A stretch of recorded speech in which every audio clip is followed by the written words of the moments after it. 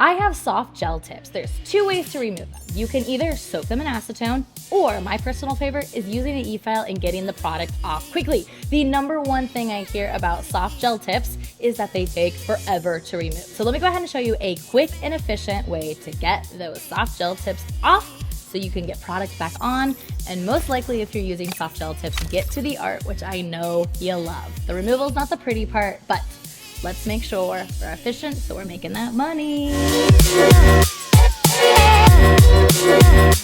So when I was working with my model, I pulled out, of course, my trusted T-Rex fit. I'm taking off the color. I can see exactly where my client's length is. I'm gonna stabilize the nail, taking my thumb, pushing it right on the extension, and I'm literally just going to lay my bit right in 45-degree angle. That way it doesn't catch, and I'm just gonna shape that edge just like that. Everything is about speed, pulling that product down. Now, we're just gonna go right up on here, and I can see that there's some lifting, so I'm just kind of gonna bounce with it, just to get that lifting up. Beautiful, beautiful. So everything I'm doing with the T-Rex right bit is I'm at 25,000 or greater. Right here we see lifting, right here we see lifting. I want to just keep going over the entire nail as I wait for that gel tip to just crumble underneath my bit. That's what I'm waiting for. Now, if some of you guys are like, no, I still want to soak, get to the crumble at least, where the rest of you will put some kind of builder gel underneath and slap the new nail right on. All right, so see right here? Tap, tap, tap, tap, tap, tap. Look at that. Oh, that's so beautiful. Comes right off. You can see right where that lifting is, just tapping right before it. Because we already know where it's detached is lifted. And then I'm just gonna come over to that free edge, tap, tap, tap. Well, there it goes, comes right off. Crumble, crumble. Okay, so are you team soak off at this point, or are you team throw it back on? All right, tell us in the comments what you prefer. I know you guys got your preference. Let me know. Let each other know what you're doing to make this service more efficient and to save you time. So I removed a majority of that soft gel tip.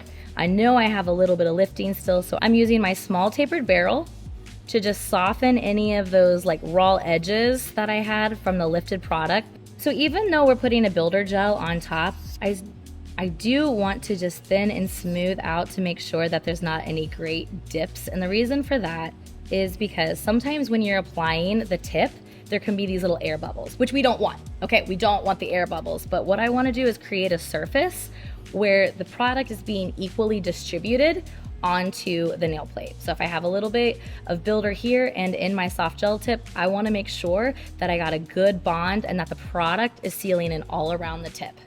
All right, so look, the product's pretty flush.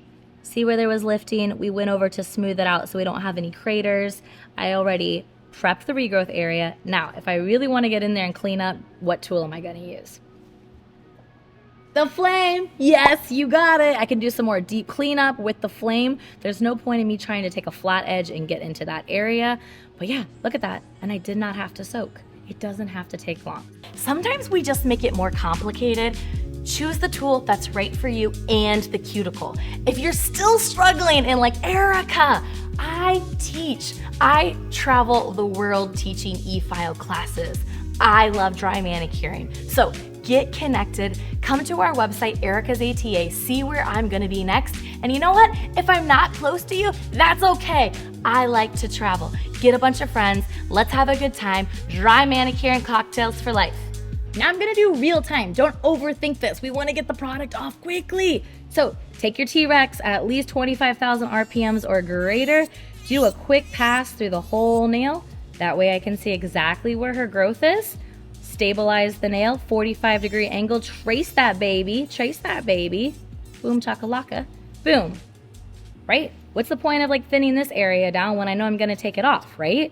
And I see some lifting right here, so I'm just tapping it out as I'm working at very high speeds. I wanna make sure I'm tapping on where it's attached and not where it's detached. And there's really not a whole lot of lifting, but here, I'm gonna just take down a little more. See how it's starting to pull apart? And what's nice is if you're using a builder gel underneath, you know you have that insurance policy because you have viscosity from the builder. So once you've broken through the nail, you know you are not on the nail plate. Isn't that a good, it's like an insurance policy. Okay, one of the things with the T-Rex, when it starts to crumble and there's lifting, it does catch. So if it freaks you out, just switch on over to your sandy band. There's nothing wrong with that.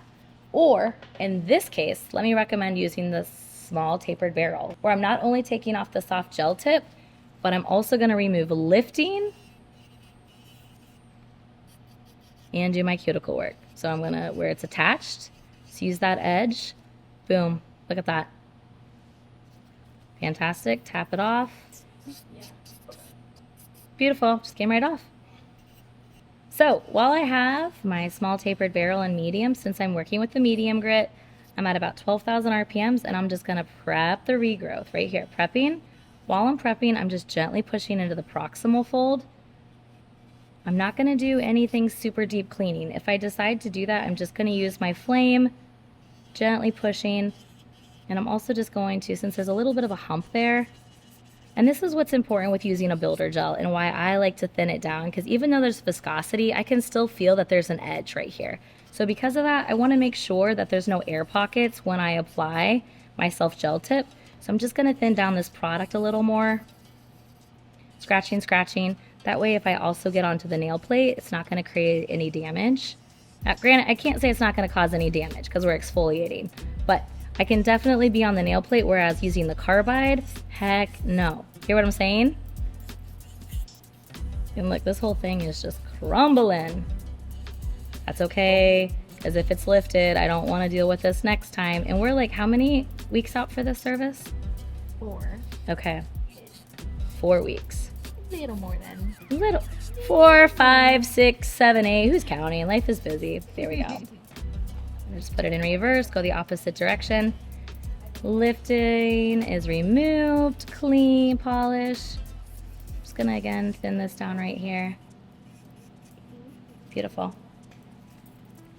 Feeling with my finger if it's catching. Beautiful. I'll clean up the free edge right there with my hand file. And then if I want to, I can go in there with my flame. But look how quick that was. All right, just make sure all the lifting has been removed. And then you'll throw your bad boy right on top of that.